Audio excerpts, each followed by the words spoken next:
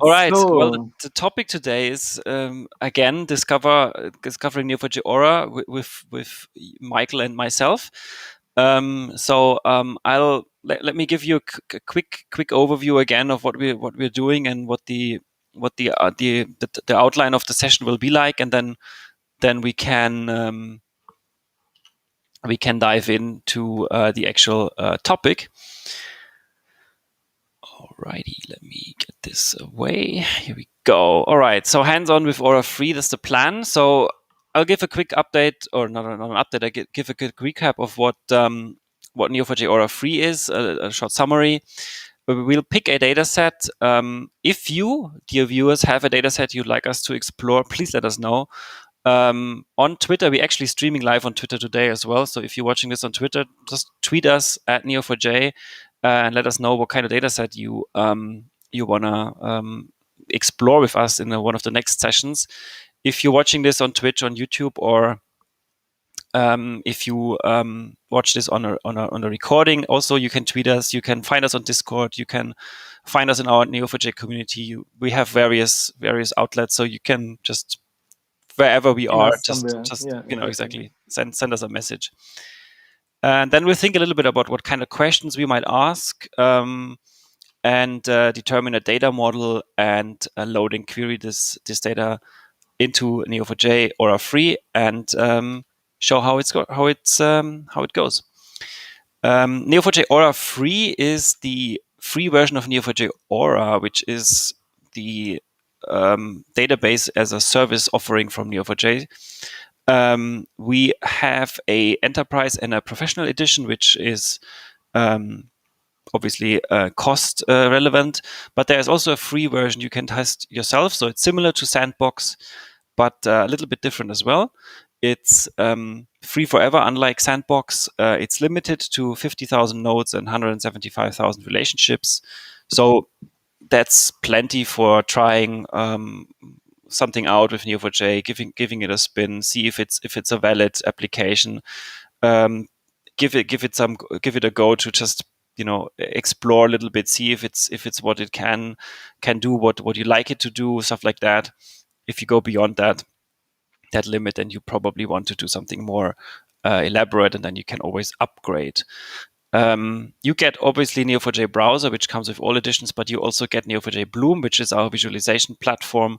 So that helps you with the visualization aspect, which is quite handy in terms of a kind of no-code, low-code approach to Neo4j, because you can pretty much do everything without typing any Cypher queries, which is our query language. If you want to test it yourself, go to this landing page. I'll post a link afterwards. If you are watching this on Twitch, you can always type !Aura and you get that link directly sent to you. What are we going today? Today's topic is a little bit different. We might do some modeling, I'm not sure, but we will mainly focus about, this session will focus about the import from a relational database. So many people are using relational databases. It's a very common usage scenario, obviously. And today we want to show you how can you get your data from your existing relational database into Neo4j with ETL tools, with couple of loading scenarios, importing schemes we are offering, so that you know how easy and how quick that process can go. And with that, back to you, Michael. Thank you, Alex. So yeah, exactly. So today I wanted to do something a little bit more technical, because I think we now showed a number of data sets and showed how you can model and import them. But then, of course, the data has to come somewhere, from somewhere, right? And usually we use pre-existing data sets that already existed as CSV files, or we just looking at the Twitter stream as well. So I think they used their Periscope version there also for that. So in the past, we looked at existing data sets or APIs, where we loaded JSON from an API, and then try to use that data to input into Neo4j. But I think most projects, or many projects, have existing relational databases. So be it Postgres or MySQL, Oracle, SQL Server, or DB2, or you name it, or even other databases with a relational connector like BigQuery or something like that, or Google Spanner, and or on AWS. So I thought today it makes a lot of sense to also look at the technicality on how you would import this data from a relational database, and then of course it's up to you what your data model looks like and what you want to look at in terms of importing this data. So let me just share my screen real quick. Yeah. In the meanwhile, I have put up the amazing blog post that Lou did a couple of weeks ago on the differences between relational and graph database. So I posted in chat as well. It's a very good overview and it's a good read to get the differences out and then to see what's what and why graphs are different from a classical relational approach. So actually, I don't want to use a very complicated data set today because it's more about the technicality on getting the data imported, right? So that's why we just go back to our regular Northwind example, which we also have as a developer guide here. So if you go to neo4j.com/developer, and then in data import, there's the Northwind dataset import here, which already also explains what the dataset looks like in a relation database, how you would model it as a graph, what you can remove, what you can turn into relationships, and then basically looking at a graph model and then talking a little bit about the import as such, right? And so that's what we want to do in different ways today. So I want to do a quick one on just getting the CSV from a dump or copy imported. Then we also look at the ETL tool, which comes with Neo4j Desktop, and finally we want to look at some programmatic import of the data. So, but first of all, of course, you need an Aura database. So you basically, what you do, you go log into Neo4j AuraDB and click on create a database, and then Aura free, and I just call this database test. You can select a region, either Europe, US, or in Asia. So let's leave this at Belgium in Europe. I want to create a blank database here, and then I just click on create database. And there's a little trick. So this pops up, this credentials pop up, which asks you to copy and save this password. But if you just quickly want to have a database and don't want to store it somewhere else, just leave this open for, let's say, 10 minutes, and then the database is up and running in the background. That means when you click on that and go to the database, you can immediately log in into that database. So which is what I have here, already a database running.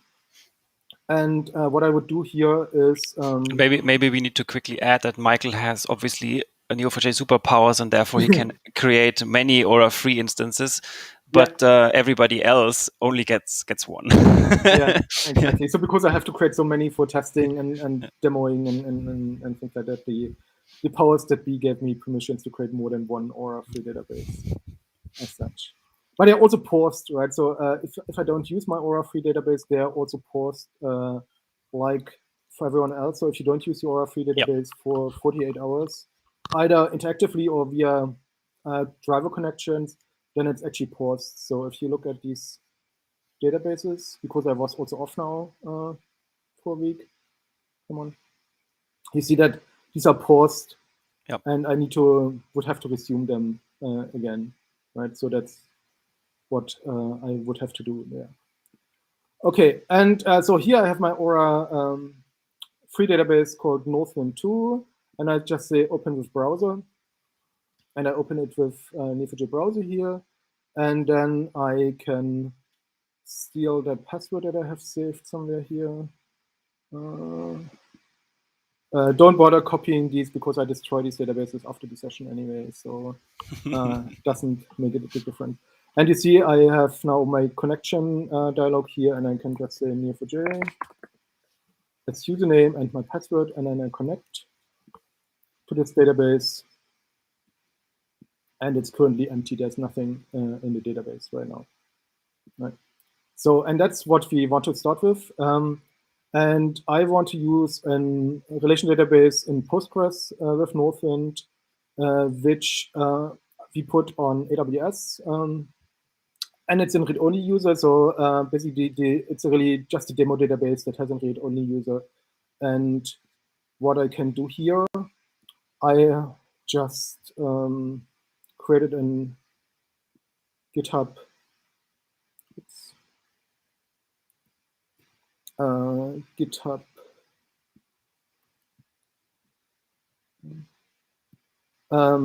GitHub code spaces on our Discover Aura free repository. So I'll also check in all these code examples later on, so you can also see and use them.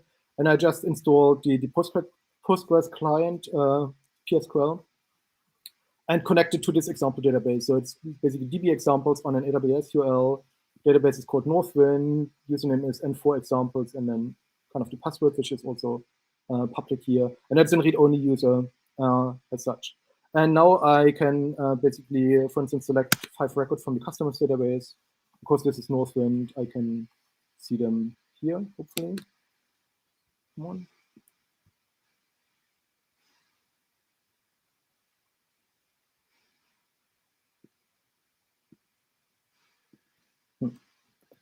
Something happened. Okay, let me try this again. Let me terminal now.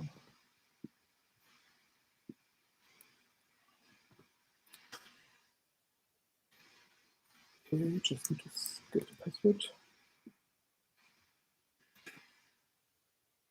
Okay, and now I can do select star from customer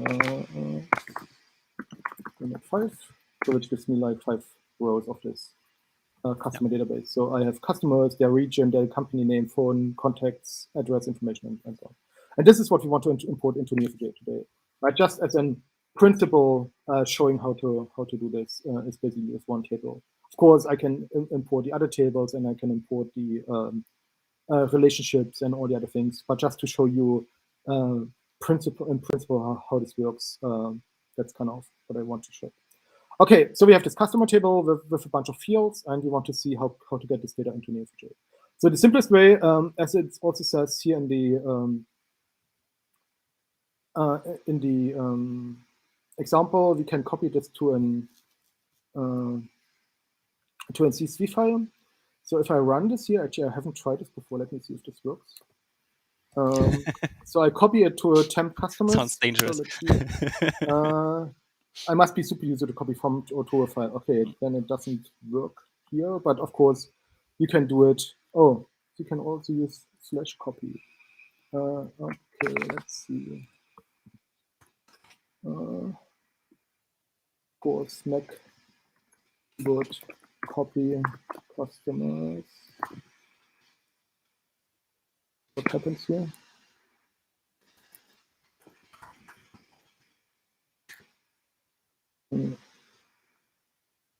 Have not used copy for a long time.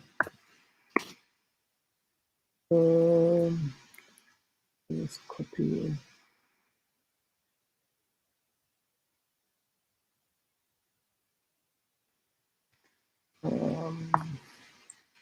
We don't need to go into this too far.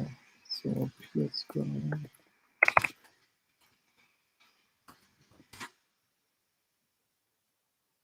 For example, we have to provide a file and the Postgres copy syntax. The overflow helps us as usual. Copy sample from. So copy sample from the format CSV. Okay, then just let's steal this here and try if this works.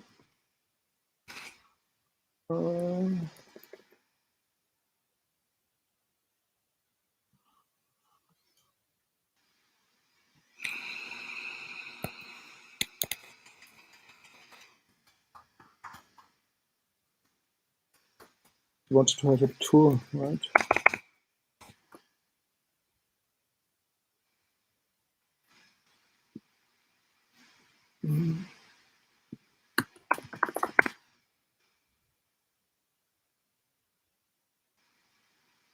Copy command. Yeah. Table or query Okay, let's try this again. Table query, tables customers.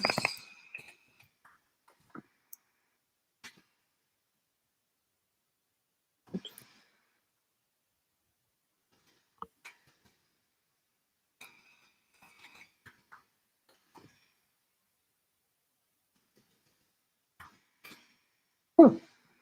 So that means we should now see in our temp directory. Nice. So this is a CSV export, right? So, and this is what you can use as well in Neo4j to import the data. So you also Okay, so learned how copy basically works. you had your data is stored in this Postgres relational database, and now you exported it via the copy command onto your temporary local file as a CSV, and then that's what we can take on to import. Okay.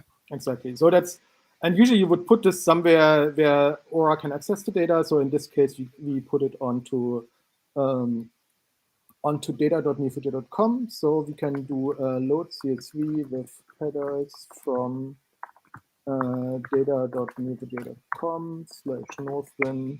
So there are also all the other tables there. So if you want to play around this customers.csv as row, return row.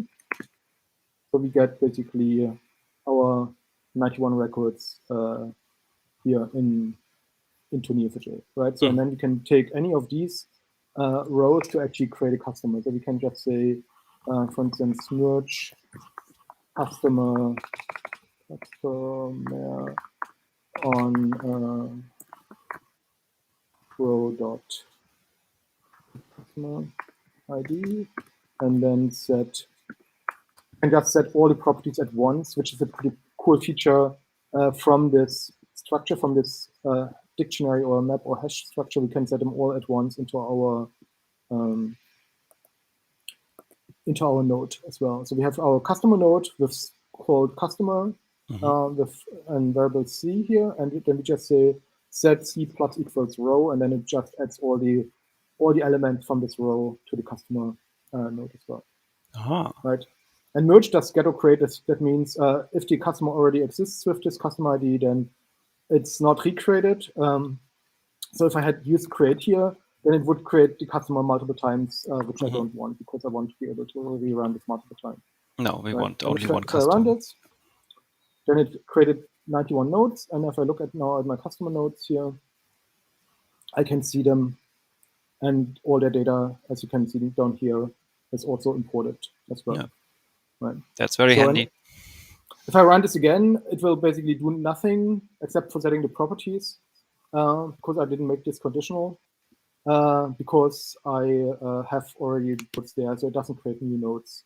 If you change the set to onCreate set, then it would only do it once when it creates the node, and then it shouldn't do anything when it runs the next time, right? Because the node already exists, and it doesn't set the data then, right? If I delete the nodes in between,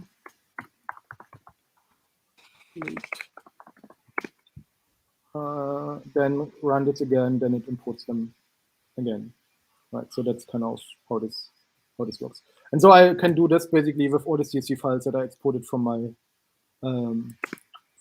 relational database, right? So that's kind of the built-in way of doing that. Okay. And on the data.neo4j.com, under Northwind, you have also customers, products, orders, and all the other ones. So for instance, if I say here, let's see, that they do, for instance, orders. And for Aura free, we basically have to have the file somewhere accessible online. Exactly. Yeah. So it now pulls the orders. I'm not sure why it took so long, but shouldn't take that long. Probably it's a little bit longer.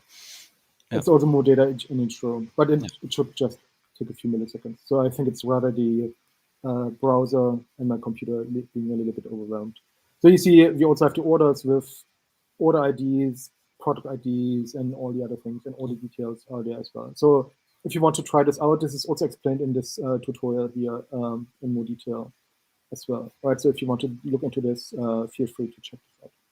We have Okay, a that was. question from chat. Maybe that's a good point of doing that now. Can you retain a property of a node if it is merged? I'm not sure what retain means in this. I think maybe exclude it while you. I mean, if you do the plus equals thing, Yeah. I guess Oh, you that's do a good everything. point. Yeah. Yeah, we can actually try this. So there's a handy function in the epoch library. Let's see. If we just look at the. Where's it? Yeah. Oops. If you just look at the rows here, let's say I limit this to 5. Then you should just get a few custom records here. And there's a function called epoch map clean. And this can remove either keys or values from the data. So for instance, if I want to remove all, I don't want to have fax addresses anymore, right? So because fax is so last century, so you don't want to have fax anymore. And then you have these null values, which are really annoying. So I don't want to have null values for values. So this is something where you can specify a list of keys that are removed and a list of values that are removed as well. So if I run this again, the fax should have gone, and every column with a null value should also be gone. Right? So if you look at this, fax is gone and the null thing is also gone. Right? So this is something that I can use then with this epoch map clean, which takes an input row and removes keys and values from it. Yeah. And then if I now do my usual thing, the feature set is merge customer on customer ID is row dot customer ID, and then on create set c plus equals row, because I basically replaced the original row with the cleaned up row here, right? So I said clean this row and name it row again, so I don't need to. I mean, I could also say row 2 here if I wanted to, right? So it doesn't matter. And my customer should not have fax values anymore and no null fields as well. Right? So, oops.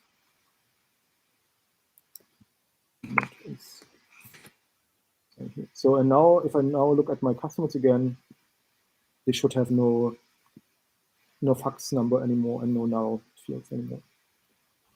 Nice. Right. So this is a way of how I can basically pre-process the data. I mean, I can also do other things. I can modify. You can specify every single yeah. thing, but this is much quicker because you just say if you know that you want to exclude only one thing, then it's faster to exclude one thing than to include everything else. So yeah. Exactly. Cool. So that's version number 1. Version number 2 requires Neo4j Desktop, so which is a tool that we have.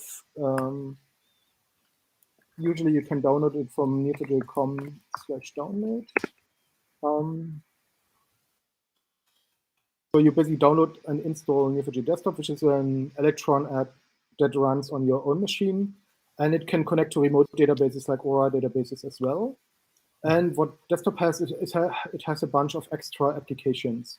So here I created a project called Aura Free and connected my Northwind Aura Free database to it. So if I go to edit here, it basically says Northwind Aura Free with this URL. I had to, for testing this, I had to exchange the Neo4j plus S to a bold schema here. That's the only thing that I changed. And then basically username, password, and then use encrypted connection. And this allowed me to. But that's basically standard procedure. You can in desktop you can connect to any database remotely located, and then you add it just in. Yeah, exactly. And then you can open this database with Neo4j browser and can connect to it. Because it was just asked in chat, is it possible to load data from local files via desktop into Aura Free?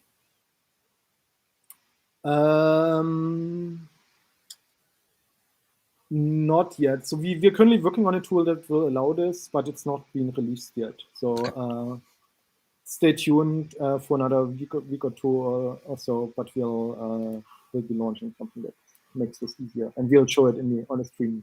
You'll see it on the stream. We'll show you, of course. Yes. First of all.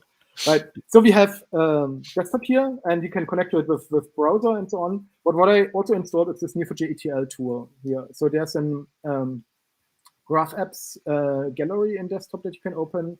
And one of the tools that you can install here is the Neo4j ETL tool, this one. And this does actually something really nice. If you start this ETL tool, where did I put it here? If I open this, I need to select which project I want to use. So because I have so many projects, I have here down here Aura3, my new project that I just created. And here you can edit and add different relational database connections. So to Postgres and MySQL is already integrated with the driver. For other databases, you can provide your own driver, basically JDBC driver. So I just prepared this. So you see it's the same database that we just accessed directly. So this Amazon database, Postgres, Northwind, and for examples is the password. So, and I can check this. Yes, works. And then I have my Aura3 database here that I want to connect to. And what it does, if I click on Start Mapping here, it basically accesses the relation database, exports all the schema information from the relation database. So all the tables and foreign keys and join tables and all the things are pulled from the relation database. And it uses this data to create a graph schema. So it basically turns every entity table into a node and any relationship or join table into a relationship in Neo4j. So it takes a few seconds here because the Postgres driver has a bug which makes this take much longer than it should actually take, but it only takes a few seconds, so it's not a big deal. Meanwhile, we can maybe answer Ricardo's questions. He wants to know, he's monitoring Neo4j and he would like to know what the elapsed time mean in the query log. He has the impression that it was the total time elapsed until the query terminates. Do you know? Yeah, so if you run a query against Neo4j, it has this, let's see here in browser, for instance.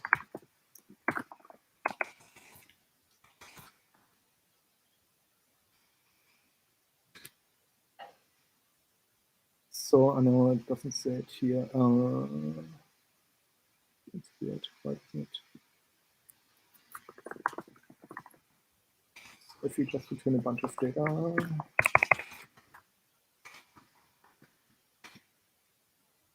So here.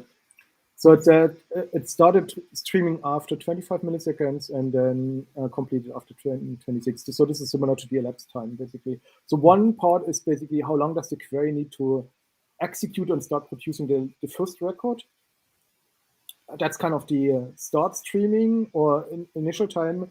And then the completed is when all records have been streamed to the client. So that's basically when everything is done and all the data arrived at the client. And that's kind of the elapsed time. I think that's what Ricardo's asking. Or is it actually this one that you can call queries on your, and it has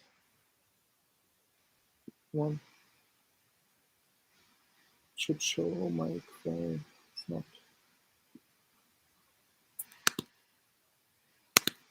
That shows elapsed time in the RDBMS.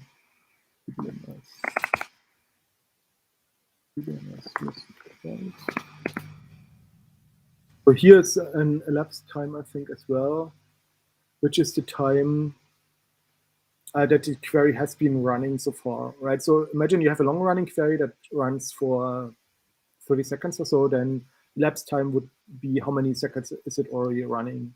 Yeah. I mean, so it made sense, right? It said after 25 milliseconds it started, and then it finished after 26. So basically, one millisecond was the elapsed time, the actual execution time, but startup time was a little bit longer. Yeah. I think that's it. If not, then Ricardo, please explain further in chat. Yeah. Thanks, Michael. So now it it finished the mapping. So it says mapping successful here, and I can click on next. And now, lo and behold, we have this wonderful graph model here that it auto-created from the relation database model. So you have employee pointing to employees, you have territory and regions and shippers from the order and customers. So it also uses all the foreign key constraints from the relation database as well.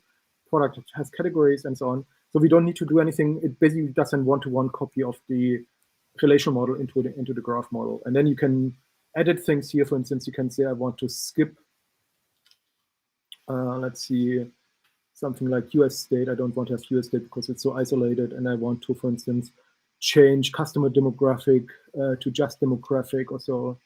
Then I can edit this, or I can also edit the fields of the database as well, and say also what's the primary key and so on. So it allows me to change all of these kind of things. The same for relationships as well. When I'm done, I just say save mapping and click on next. And then I can select from this, or can see from this Northwind database to this Aura free instance, online direct input from SQL into the default database. And these are kind of just some batching things for transaction sizes. And then I click on input data, and the demo gods are happy. We should see that it included all the data. So it creates all the constraints, creates all the nodes. Looks good. I hope this is visible. Can make it a little bit bigger. Should be, yeah. All the relationships, and then it says it created 1,100 nodes and that many relationships and 17,000 properties. Right. Nice. And so when we now look into our database, either here locally with Neo4j browser, we now see all these nodes and all these relationships in our graph, and see all the, let me just style this, make it pretty. So we see these are our employees and these are our territories, or I can click on order and then expand one of the orders, for instance, to the customer and all the other things, right? So it has the data imported.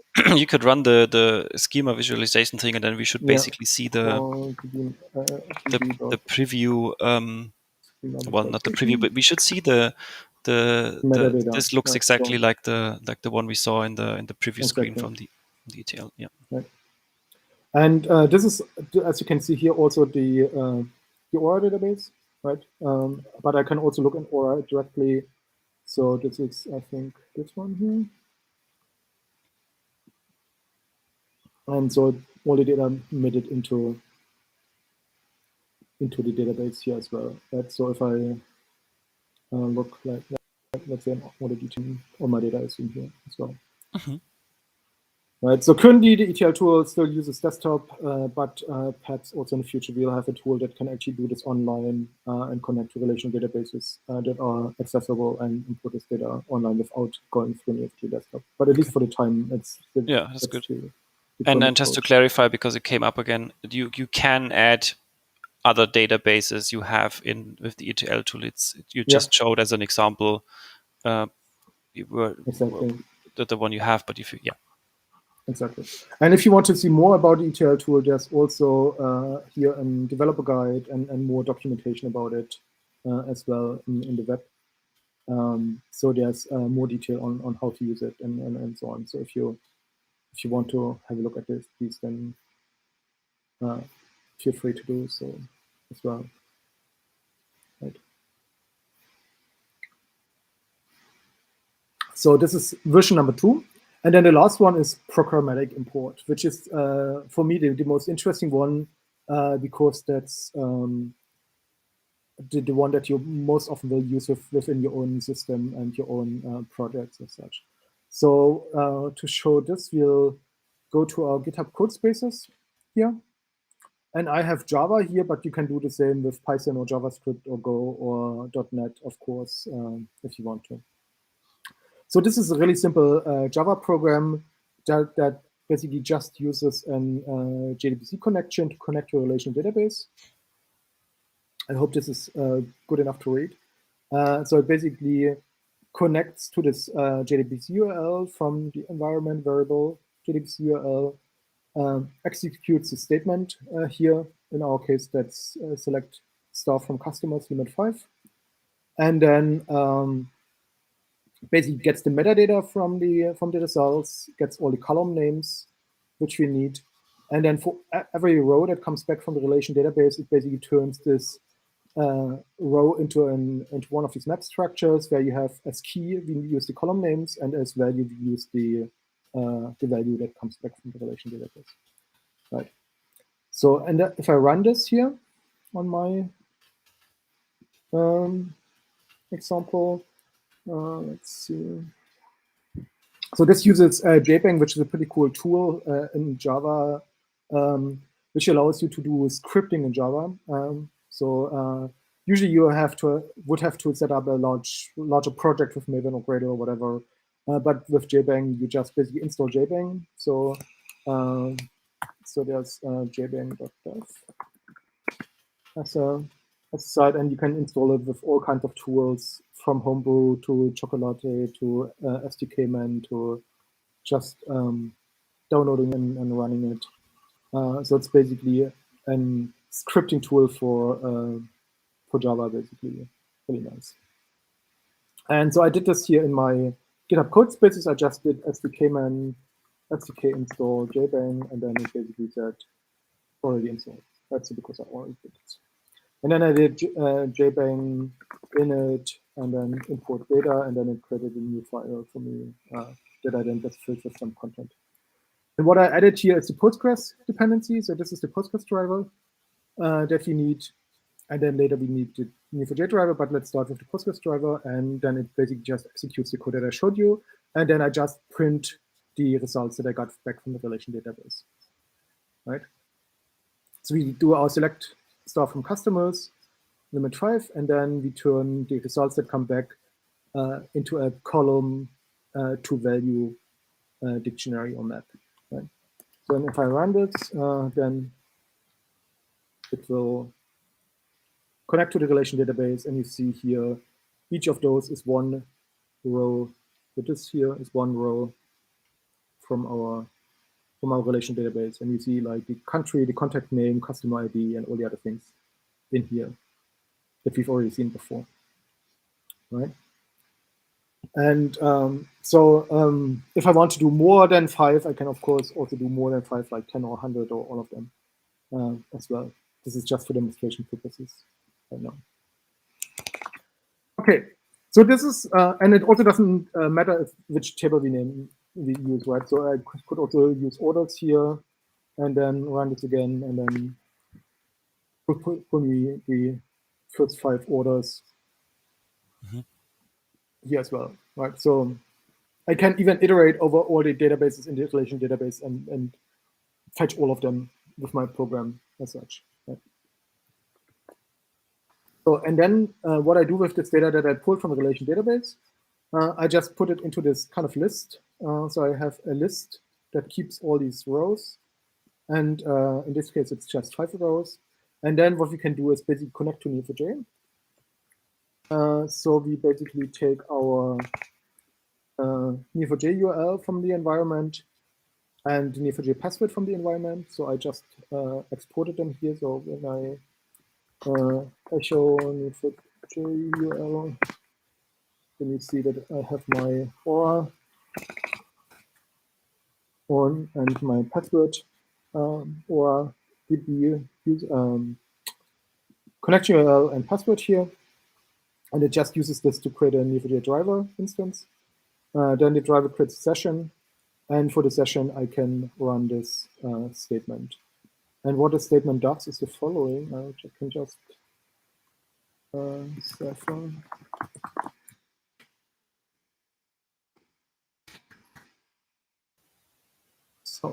So what it does is the following. It takes whatever we pass in as parameters, rows in this case, our list of dictionaries, turns this list into individual rows again. So it turns the list into rows. And then for each row, it again merges the customer based on the customer ID and sets all the other attributes on this customer. So exactly the same that we ran before. The only difference is that this bit here, the unwind, was the load CH3 before. Right? And then we just run this service statement, and as parameters, we pass in our rows that we just retrieve from a relation database and give it the name rows here so that it appears here as a parameter. And then we just retrieve the count, which is our single result from the query. Right? So, and if I run this now again, then it should say something like 5, right? So because it imported 5 rows into this database. So if I look at this other database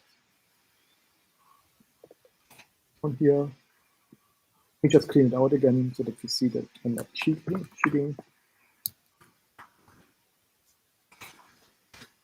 So this is empty now, and I run my code again here. I can also say, okay, it's not 5, but you can also remove the limit altogether. Then it should be 91, but then I just quickly remove the printer line because otherwise it would just cause too much. So then it says 91 here, and now it imported 91 nodes into our customer nodes in our database again. Right. So, and this is now where I can start doing more. I can now, for instance, pre-process the data, pull other data into this. I can rename columns and things like that. And I can also look at the database metadata and start looking at what tables are there and do this kind of semi-automatically as well from here, right? And so this is, as I said, this is Java, but you can basically do the same from Python and any other any other programming language that you use for pulling in data as such, right? One important aspect that I want to highlight is the following. To make sure that your, especially also in Aura3, that your imports don't run into memory limits set by the database. So if you're importing too much data at once, it will actually abort your query because you're hitting like the limits that are configured in the Aura3 database for a single update transaction. And that's why it makes sense to basically limit this to a certain number of values. So what you could, for instance, say, if I turn this here into a method, say make import data, and I would say here's my list rows. Then so this is not very efficient because it creates a driver every time, but usually I would just pass in the driver from the outside and not do this in here, but just to demonstrate what this would look like. So I pass in the rows from the outside. I could even pass in the label from the outside. So I could also just say, I pass in the label here and would just say, we map the ID field as well dynamically. So we could also just use this as a generic data import mechanism, right? So for instance, here now I pass the label and the ID field, so I would also pass in the ID here. And then it could be used for any kind of table, right? So and now what I do in here is whenever my list here, if rows dot length is magic sizing, okay. If row dot size is greater than, let's say, usually I would say a batch is something like 10,000, but just to demonstrate, we just say 5 here. Then we just call the import data method here, parse in rows, customer as label, and custom ID as our ID field. And then clear. Whenever we have 5 records in our list, then we pass it to Neo4j and remove them afterwards again. Right, so we should now see a lot of 5s being, and then a final one for the 91st one here. Right? So this is kind of a way of how we can make this dynamic, and also don't exceed the transaction size. So usually this would be 10,000 or something like that, or 50,000, right? So it's just for demonstration purposes, I just did 5 here. Mm-hmm. So that means whenever I reached X number of records, I send them to Neo4j, and then I start over again, basically with the next records that come in, right? So, and if I clean out my database here again, this one,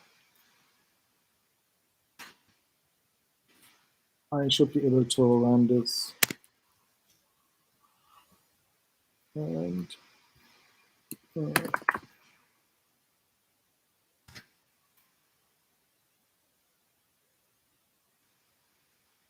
so you see it.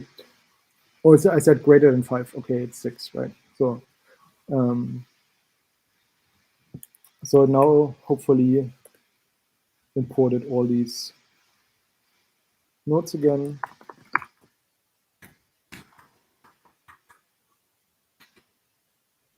And it's one missing actually, because that's the typical off by 1 error. We forgot to do this after all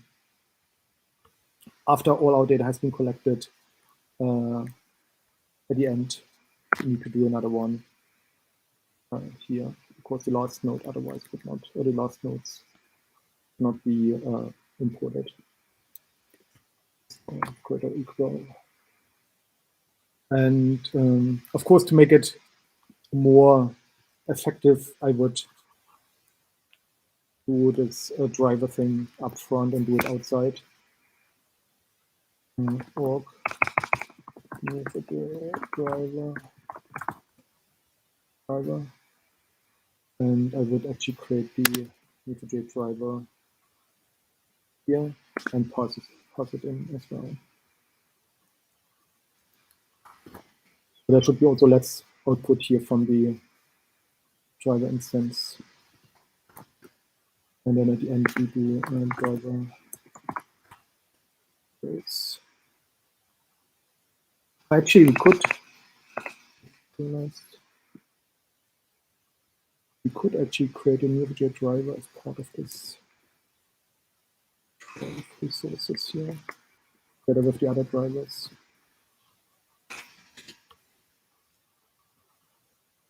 And we can actually use a var here, so we don't need to care about actual type. So it's automatically closed for us. We don't need to take care of that. So, and if I run this again, then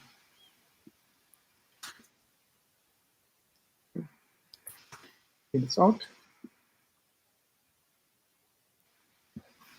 And we will share the code in the repository afterwards, so you can have a look.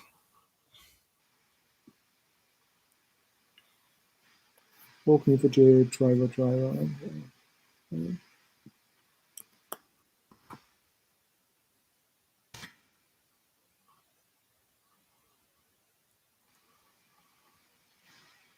So now you saw that it creates all the 5 elements, and then the last one. Yeah, okay. That one we had forgotten for before. Yeah. So now you can imagine that we actually do this query here also dynamically and pull like all the other tables automatically, right? So we can basically also just go over all the tables in the relational database, and whatever it is, we would dynamically pull from somewhere, or configure which tables we want to pull, and so on. And then do one section of importing the nodes, and a second second section for importing the relationships as well. Mhm. And of course, this is just to get started with Aura, free to get some data in. But if you want to do more, there's also support in the large ETL tools, for instance, like if you look for talent, or Apache Hop.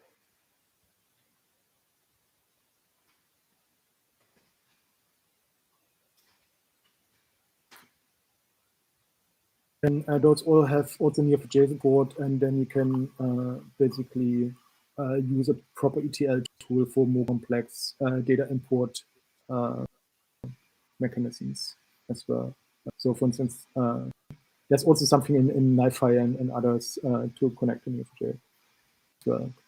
So, a bunch of ETL tools or ETL frameworks or infrastructures have also Neo4j support already.